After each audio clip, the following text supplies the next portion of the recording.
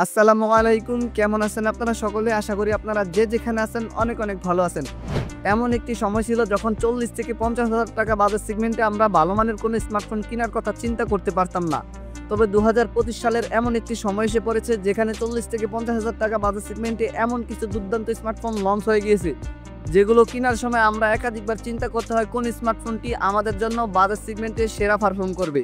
তাই আজকের ভিডিওতে এমন 5টি দুর্দান্ত স্মার্টফোন নিয়ে কথা বলবো, যে স্মার্টফোনগুলো 40 থেকে 50,000 টাকা বাজেট সেগমেন্টের দুর্দান্ত লেভেলের পারফর্ম করতেছে। তো চলুন কথা না বাড়িয়ে মূল ভিডিওতে চলে যাওয়া যাক। আমি প্রথমত এই স্মার্টফোনগুলোর ওভারঅল স্পেসিফিকেশন নিয়ে আলোচনা করব। এরপরে তুলনা করব কোন স্মার্টফোনটি বাজেট সেগমেন্টে এগিয়ে রয়েছে। আমাদের লিস্টের প্রথম নম্বরে যে স্মার্টফোনটি আমরা রেখেছি এটি হচ্ছে রিয়েলমি নিও 7। প্রথমত ফোনটির ডিজাইন নিয়ে কথা বলতে গেলে রিয়ার প্যানেল আসলে এই ফোনটিতে পেয়ে যাচ্ছেন একটি ডুয়াল ক্যামেরা সেটআপ। ফোনটির সামনে আসলে পেয়ে যাচ্ছেন একটি পাঁচল কাটআউট ক্যামেরা সেটআপ। এই ফোনটিতে IP68 এবং IP69 এর মতো ওয়াটার এবং ডাস্ট রেজিস্ট্যান্ট ব্যবহার করা হয়েছে। ফোনটির থিকনেস ব্যবহার করেছে 8.6 মিলিমিটার। একই সাথে ফোনটির ওয়েট ব্যবহার করেছে 213 গ্রাম। ডিসপ্লে সেকশনে এই ফোনটিতে থাকছে 6.78 ইঞ্চির একটি LTPO অ্যামোলেড প্যানেলের ডিসপ্লে, যে ডিসপ্লেটিতে থাকছে 120 হার্জের একটি হাই রিফ্রেশ রেট। তাছাড়াও এই ডিসপ্লেটিতে 6000 নিটসের মতো আপনারা পিক ব্রাইটনেস পেয়ে যাচ্ছেন। এছাড়াও HDR এবং ফুল এইচডি প্লাস রেজুলেশন তো এই ডিসপ্লেটিতে থাকছেই। ক্যামেরা সেকশনে এই ফোনটির রিয়ার প্যানেলের মেইন সেন্সরটি হচ্ছে 50 মেগাপিক্সেলের। সেকেন্ডারিতে ব্যবহার করা হয়েছে 8 মেগাপিক্সেলের একটি আল্ট্রা ওয়াইড সেন্সর। ফোনটির রিয়ার ক্যামেরা দিয়ে আপনারা সর্বোচ্চ ভিডিও শুট করতে পারছেন 4K 60 FPS রেজুলেশনে। আর সেলফিতে আসলে এতে ব্যবহার করেছে 16 মেগাপিক্সেলের একটি ওয়াইড সেন্সর। তবে ফোনটির সেলফি ক্যামেরা দিয়ে আপনারা সর্বোচ্চ ভিডিও শুট করতে পারছেন 1080p 30 fps রেজুলেশনে। ফোনটির রিয়ার প্যানেলে কিন্তু আপনারা OIS এর সাপোর্টটি পেয়ে যাচ্ছেন। পারফরম্যান্স সেকশনে এই ফোনটিতে আছে Realme UI 6.0 based on Android 15। Chipset হিসেবে এই ফোনটিতে MediaTek Dimensity 9300 প্লাস একটি চিপসেট ব্যবহার করা হয়েছে, যেটি 4 ন্যানোমিটার আর্কিটেকচারে বিল্ড করে একটি অক্টা-কোর চিপসেট। আর এই স্মার্টফোনটিতে LPDDR5X RAM এবং UFS 4.0 স্টোরেজ টাইপ ব্যবহার করা হয়েছে। ব্যাটারি সেকশনে এই স্মার্টফোনটিতে 7000 মিলিঅ্যাম্পিয়ার সুবিশাল মাপের একটি সিলিকন কার্বন ব্যাটারি ব্যবহার করা হয়েছে। আর এটিকে চার্জ করার জন্য 80 ওয়াটের একটি ফাস্ট চার্জার ব্যবহার করা হয়েছে। আমাদের লিস্টের 2 নম্বরে আমরা যে স্মার্টফোনটি রেখেছি এটি হচ্ছে iQOO Neo 10। এই ফোনটির রিয়ার প্যানেলে ব্যবহার করা হয়েছে ডুয়াল ক্যামেরা সেটআপ। তাছাড়াও ফোনটির ফ্রন্ট প্যানেলে আসলে পেয়ে যাচ্ছেন একটি 5 হোল কাটআউট ক্যামেরা সেটআপ এবং ফোনটির ব্যাক প্যানেলে ব্যবহার করা হয়েছে গ্লাস। তবে এই ফোনটিতে আপনারা কোনো ধরনের IP রেটিং পাচ্ছেন না এবং এই ফোনটির ওয়েট ব্যবহার করেছে 199 গ্রাম। ডিসপ্লে সেকশনে এই ফোনটিতে ব্যবহার করেছে 6.78 ইঞ্চির একটি LTPO অ্যামোলেড প্যানেলের ডিসপ্লে, যে ডিসপ্লেটি থাকছে 144 হার্জের মতো হাই রিফ্রেশ রেট। আর এই ডিসপ্লেটির পিক ব্রাইটনেস হচ্ছে 4500 নিটস। তাছাড়াও এই ডিসপ্লেটিতে আপনারা ফুল এইচডি প্লাস রেজুলেশন তো পেয়েই যাচ্ছেন। তবে iQOO যেহেতু এই স্মার্টফোনটির ডিসপ্লে সেকশনে প্রোটেকশনের জন্য কি ব্যবহার করেছে তা মেনশন করেনি, তাই আমরা বলতে পারি প্রোটেকশনের জন্য এটির ডিসপ্লেটিতে আপনারা কোনো ধরনের ফ্যাসিলিটিস পাচ্ছেন না। এই ফোনটির ক্যামেরা সেকশনে আসলে রিয়ার প্যানেলের মেইন সেন্সরটি হচ্ছে 50 মেগাপিক্সেলের এবং সেকেন্ডারিতে থাকছে 8 মেগাপিক্সেলের একটি আল্ট্রা ওয়াইড সেন্সর। ফোনটির রিয়ার ক্যামেরা দিয়ে আপনারা সর্বোচ্চ ভিডিও শুট করতে পারছেন 4K 60 fps রেজুলেশনে, একই সাথে 8K 30 fps রেজুলেশনে। আর সেলফিতে আসলে এই ফোনটিতে ব্যবহার করা হয়েছে 16 মেগাপিক্সেলের একটি ওয়াইড সেন্সর। তবে ফোনটির সেলফি ক্যামেরা দিয়ে আপনারা সর্বোচ্চ ভিডিও শুট করতে পারছেন 1080p 30 fps রেজুলেশনে এবং ফোনটির রিয়ার প্যানেলে ব্যবহার করেছে OIS। আমি প্রথমত বলে রাখতে চাই, এই ফোনটির রিয়ার প্যানেলে যেই OISটি ব্যবহার করা হয়েছে এটি তখনই কাজ করবে যখন আপনারা কোনো ফটো ক্যাপচার করবেন, তবে ভিডিওতে এই OISটি কাজ করবে না। পারফরম্যান্স সেকশনে এই স্মার্টফোনটিতে Origin OS 5 based on Android 15 থাকছে। আর চিপসেট হিসেবে এই স্মার্টফোনটিতে ব্যবহার করেছে Qualcomm Snapdragon 8 Generation 3, যেটি 4 ন্যানোমিটার আর্কিটেকচারে বিল্ড করে একটি অক্টা-কোর চিপসেট। এবং স্টোরেজ টাইপ হিসেবে এই স্মার্টফোনটিতে LPDDR5X RAM এবং UFS 4.1 স্টোরেজ টাইপ ব্যবহার করা হয়েছে। আমি কিন্তু বর্তমানে iQOO Neo 10 এই স্মার্টফোনটি ব্যবহার করতেছি এবং এই ভিডিওটি আমি iQOO Neo 10 দিয়ে শুট করতেছি। এই স্মার্টফোনটিতে UFS 4.1 স্টোরেজ টাইপ ব্যবহার করেছে, যেটা কিন্তু আমরা Realme Neo 7 ওই স্মার্টফোনটিতে দেখতে পাইনি। তবে এই স্মার্টফোনটিতে বাজার সেগমেন্টে কিছু সমস্যা রয়েছে, যেই সমস্যাগুলো জানতে পারলে হয়তোবা আপনারা এই ফোনটি কেনা থেকে বিরত থাকতে পারেন। এই স্মার্টফোনটির সমস্যাগুলো নিয়ে আমার চ্যানেলে অলরেডি একটি ভিডিও পাবলিশ করা হয়েছে, সেই ভিডিওটির লিঙ্ক আমি আই বাটনে এবং এই ভিডিওর ডিসক্রিপশন বক্সে দিয়ে দেবো। আপনারা যদি এই স্মার্টফোনটি সম্পর্কে বিস্তারিত জানতে চান তাহলে আপনারা সেই ভিডিওটি দেখতে পারেন। ব্যাটারি সেকশন নিয়ে কথা বলতে গেলে এই ফোনটিতে 6100 মিলিঅ্যাম্পিয়ার একটি সুবিশাল মাপের সিলিকন কার্বন ব্যাটারি ব্যবহার করা হয়েছে এবং এই ব্যাটারিটিকে চার্জ করার জন্য এর বক্সের সাথে আপনারা 120 ওয়াটের মতো একটি সুপার ফাস্ট চার্জার পেয়ে যাচ্ছেন। যে চার্জারটি দিয়ে আমরা টেস্ট করে দেখেছি এই ফোনটিকে 0 থেকে 50% পর্যন্ত চার্জ করতে 18 মিনিটের মতো সময় লেগেছিল এবং ফোনটিকে 100% চার্জ করতে 37 মিনিটের মতো সময় লেগেছিল। আমাদের লিস্টের 3 নম্বরে আমরা যে স্মার্টফোনটি রেখেছি এটি হচ্ছে অনার জিটি। প্রথমত এই স্মার্টফোনটির ডিজাইন নিয়ে কথা বলতে গেলে ফোনটির রিয়ার প্যানেলে পেয়ে যাচ্ছেন ডুয়াল ক্যামেরা সেটআপ এবং ফ্রন্টে আসলেই পেয়ে যাচ্ছেন একটি 5 হোল কাটআউট ক্যামেরা সেটআপ এবং এই ফোনটির থিকনেস ব্যবহার করেছে 7.7 মিলিমিটার। আর এই স্মার্টফোনটিতে থাকছে 196 গ্রামের মতো ওয়েট এবং এই স্মার্টফোনটিতে আরও থাকছে IP65 এর water and dust resistant. Display সেকশনে এই ফোনটিতে ব্যবহার করেছে 6.7 ইঞ্চির একটি অ্যামোলেড প্যানেলের ডিসপ্লে, যে ডিসপ্লেটিতে ব্যবহার করেছে 120 হার্জ হাই রিফ্রেশ রেট। তাছাড়াও এই ডিসপ্লেটিতে 4000 নিটের মতো পিক ব্রাইটনেস পেয়ে যাচ্ছেন।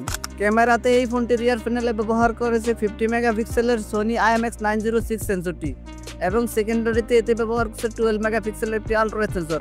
ফোনটির রিয়ার ক্যামেরার মেইন সেন্সরটি দিয়ে আপনারা সর্বোচ্চ ভিডিও শুট করতে পারছেন 4K রেজুলেশনে। এছাড়াও ফোনটির রিয়ার প্যানেলে পেয়ে যাচ্ছেন OS, আর সেলফিতে আসলে এতে ব্যবহার করেছে 16 মেগাপিক্সেলের একটি ওয়াইড সেন্সর। তবে ফোনটির সেলফিতে আপনারা কোনো ধরনের OS পাচ্ছেন না, এতে থাকছে EIS এবং ফোনটির সেলফি ক্যামেরা দিয়ে সর্বোচ্চ ভিডিও শুট করতে পারছেন ফুল HD প্লাস রেজুলেশনে। পারফরম্যান্স সেকশনে এই স্মার্টফোনটিতে magic OS 9 based on Android 15 ব্যবহার করা হয়েছে এবং চিপসেট হিসেবে এতে ব্যবহার করেছে কোয়ালকম স্ন্যাপড্রাগন 8 জেনারেশন 3 এবং স্টোরেজ টাইপ হিসেবে এই স্মার্টফোনটিতে LPDDR5X RAM এবং UFS 4.0 স্টোরেজ টাইপ ব্যবহার করা হয়েছে। ব্যাটারিতে এই স্মার্টফোনটিতে 5300 মিলিঅ্যাম্পিয়ার সিলিকন কার্বন ব্যাটারির সাথে পেয়ে যাচ্ছেন 100 ওয়াটের একটি ফাস্ট চার্জার। আমাদের লিস্টের পরবর্তী যে স্মার্টফোনটি রয়েছে এটি হচ্ছে OnePlus AC5। এই ফোনটির থিকনেস ব্যবহার করেছে 8.1 মিলিমিটার। তাছাড়া এই ফোনটির ওয়েট ব্যবহার করেছে 206 গ্রাম। ফোনটির রিয়ার প্যানেলে পেয়ে যাচ্ছেন একটি গ্লাসের ব্যাক প্যানেল। তাছাড়া এই ফোনটির ফ্রেমে থাকছে অ্যালুমিনিয়াম। ফোনটির রিয়ার প্যানেলে আসলে আপনারা একটি ক্যামেরা বাম্পারের মধ্যে পেয়ে যাচ্ছেন ট্রিপল ক্যামেরা সেটআপ, একই সাথে ফ্রন্ট প্যানেলে আসলে পেয়ে যাচ্ছেন একটি 5 হোল কাটআউট ক্যামেরা সেটআপ। এটি আমাদের লিস্টের একমাত্র স্মার্টফোন যে স্মার্টফোনটিতে আমরা ডুয়াল ক্যামেরার পরিবর্তে ট্রিপল ক্যামেরা দেখতে পেয়েছি।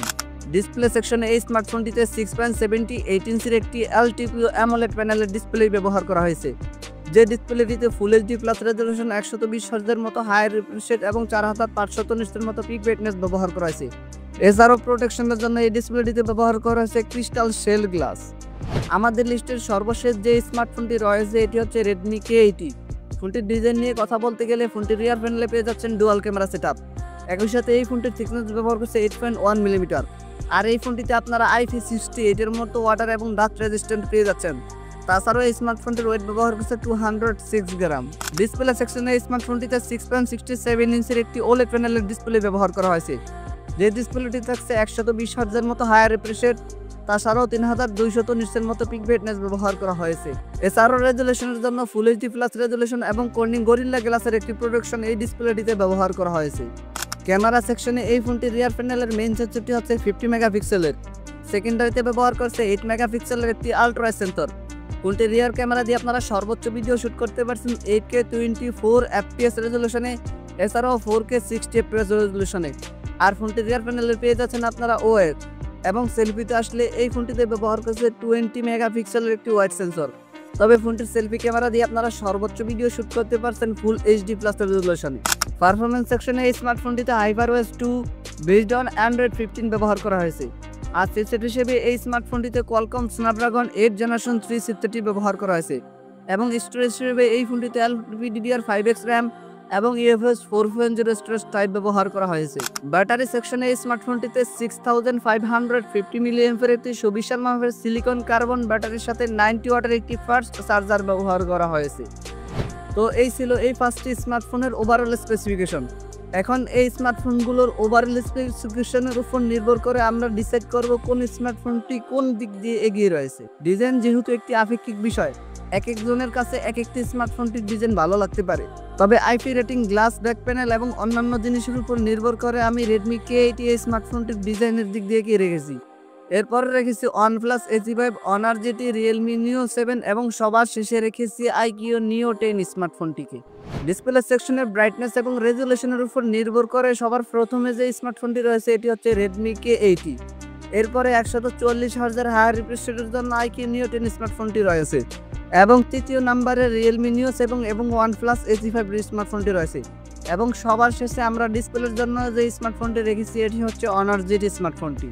পারফরমেন্সের ক্ষেত্রে মিডিয়াটেক ডায়মেনসিটির চিপসেটটি ব্যবহার করার কারণে Realme Neo 7 এই স্মার্টফোনটিকে আমরা সবার আগে রেখেছি এবং যেহেতু বাকি স্মার্টফোনগুলোতে Qualcomm Snapdragon 8 Gen 3 চিপসেটটি ব্যবহার করা হয়েছে সেহেতু সবগুলো স্মার্টফোন একই লিস্টে থাকবে। তবে এখানে আমি iQOO Neo 10 স্মার্টফোনটিকে দ্বিতীয় নম্বরে রেখেছি কারণ এতে UFS 4.1 স্টোরেজ টাইপ ব্যবহার করা হয়েছে এবং বাকি স্মার্টফোনগুলোকে আমি 3 নম্বর ক্যাটাগরিতে রেখেছি। ক্যামেরাতে Sony IMX906 এই সেন্সরটি ব্যবহার করার কারণে আমি OnePlus AC5 এবং Honor GT এই দুইটি স্মার্টফোনটিকে প্রথমে রেখেছি এবং দ্বিতীয়ত Sony IMX91 এই সেন্সরটি ব্যবহার করার কারণে আমি iQOO Neo 10 স্মার্টফোনটিকে 2 নম্বর পজিশনে রেখেছি এবং অমনিভিশন সেন্সরের জন্য Redmi K80 স্মার্টফোনটিকে এবং সবার শেষে Realme Neo 7 স্মার্টফোনটিকে রেখেছি। ব্যাটারির ক্ষেত্রে 7000 mAh এর সুবিশাল মাপের ব্যাটারি ব্যবহার করার কারণে Realme Neo 7 এই স্মার্টফোনটি সবার চেয়ে এগিয়ে রয়েছে এবং 5300 mAh এর ব্যাটারি ব্যবহার করার কারণে Honor GT এই স্মার্টফোনটি সবার শেষে রয়েছে এবং চার্জিংয়ের ক্ষেত্রে 120 ওয়াটের ফাস্ট চার্জিংয়ের জন্য iQOO Neo 10 এই স্মার্টফোনটি সবার চেয়ে এগিয়ে রয়েছে। সফটওয়্যারের ক্ষেত্রে সবার শুরুতে ColorOS, OriginOS এবং 3 নম্বরে রয়েছে Realme UIT। আর এই ভিডিওটি যেহেতু একটু বড় হয়ে যাচ্ছে তাই আমি UI নিয়ে আর বিস্তারিত কথা বলতে চাই না। প্রাইসের কথা বিবেচনা করতে গেলে 44,500 টাকা দিয়ে আমি iQOO Neo 10 স্মার্টফোনটিকে কিনেছি আর এই স্মার্টফোনটিকে বর্তমানে আপনারা 43 থেকে 44,000 টাকার মধ্যে পেয়ে যাবেন। প্রাইস বিবেচনায় আমি সবার প্রথমে iQOO Neo 10 এবং তারপরে রাখছি Realme Neo 7টিকে এবং 50,000 টাকা বাজেট সেগমেন্ট হওয়ার কারণে OnePlus AC5 এই স্মার্টফোনটিকে আমি সবার শেষে রাখছি। আর আমি এই সবগুলো স্মার্টফোন নিয়ে ওভারঅল কথা বলার পরে যে স্মার্টফোনটিকে আপনাদেরকে সাজেস্ট করতে পারি এটি হচ্ছে Honor GT। কেননা iQOO Neo 10 ওই স্মার্টফোনটি আমি ব্যবহার করার ফলে কিছু সাধারণ সমস্যা ফেস করতেছি যেগুলো কিন্তু আমি অন্য একটি ভিডিওতে এক্সপ্লেন করেছি। আপনারা চাইলে সেই ভিডিওটি আমাদের চ্যানেল থেকে দেখে আসতে পারেন। আর যেহেতু Honor GT এই স্মার্টফোনটির UIT অনেকটা ক্লিন এবং এই স্মার্টফোনটিতে অন্য কোনো ধরনের সমস্যা আমরা ফেস করতেছি না, অর্থাৎ এই স্মার্টফোনটির সমস্যাগুলো আমরা দেখতে পাচ্ছি না, তাই এই স্মার্টফোনটিকে আমি সবার প্রথমে রাখতে চাচ্ছি।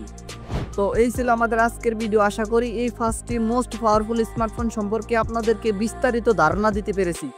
এরপরও যদি আপনাদের কোনো সমস্যা থেকে থাকে তাহলে কমেন্ট বক্সে অবশ্যই জানাবেন। দেখা হচ্ছে পরবর্তীতে, সে পর্যন্ত সবাই ভালো থাকবেন, সুস্থ থাকবেন। আল্লাহ হাফেজ।